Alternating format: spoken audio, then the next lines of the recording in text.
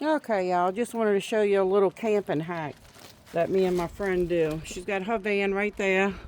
We backed up to each other, so when we're sitting in our vans, we can chit-chat. So we got a tarp. We have a bungee cord with a carabiner. And then on Amazon, we got these suction cups. And what we do, we're going to suction cup it to here. And this one holds 70 pounds. Hers is like, I think 100. But I'm going to put it over my hatch.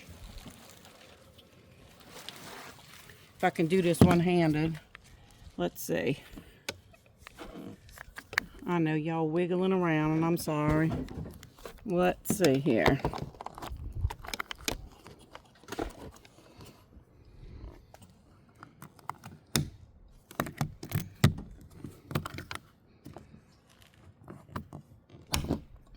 Now it's on there. And then we'll have a cover, little shade spot. We'll put our chairs right here. Like so. Y'all get the picture, right? And then my hatch will open. Oops.